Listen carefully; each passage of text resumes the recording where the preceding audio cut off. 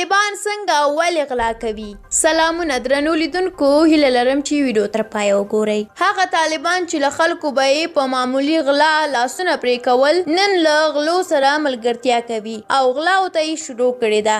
د خوړو نړیوال پروګرام WFP وروسته له هغه طالبانو ته پناه یوړه چې د ولسمشر لومړی مرستیال امرالله صالح تور پورې کړ او فشار یې راوړ چې دې ته ورته انجوګانې له افغانستان سره مرسته شوي پیسې خپلو شخصي جیبونو ته وهي، پر بېوزلو یې نه ویشي او پخوا هم د فساد زیات نور تورونه هم پرې لګېدلي دي. په تازه مورد کې د دې نړیوال پروګرام مرستې هرات ولایت کې د طالبانو لخوا پر خلکو ویشل شوي دي. یوې باوري سرچینې صیحون ته وویل د خوړو نړیوال سازمان هغه مرستې چې له افغانستان سره کوي له 80 سلنه زیات یې بهرني مسؤلین خپلو جیبونو کې وهي او بیرته یې له هیواد څخه خارجوي.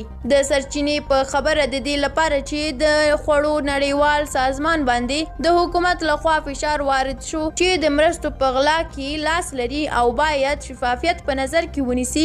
دغه سازمان له طالبانو سره لاس یو او مرستې شوي پیسې نیمایي خپلو کې ویشي او له نیمایي کمو خلکو ته ورکوي. د خوړو نړیوال پروګرام خپل یو شمیر مرستې کندوز ولایت کې هم د طالبانو لارې پر خلکو ویشلي دي.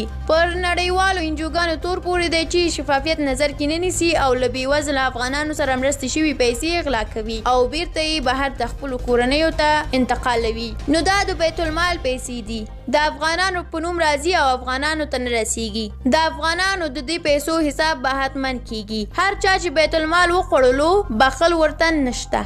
درنو لیدونکو ډیره مننه چې ویډیو مو تر پایه ولیدله. که د خوړو سازمان او یا هم د طالبانو په اړه کوم نظر لرئ زموږ سره شریک کړئ. د لا ډېرو ویډیوګانو د لیدلو لپاره زموږ یوټیوب چینل هم سبسکرایب کړئ. تر بلې ویډیو الله مو مل شه، ښه وخت ولرئ.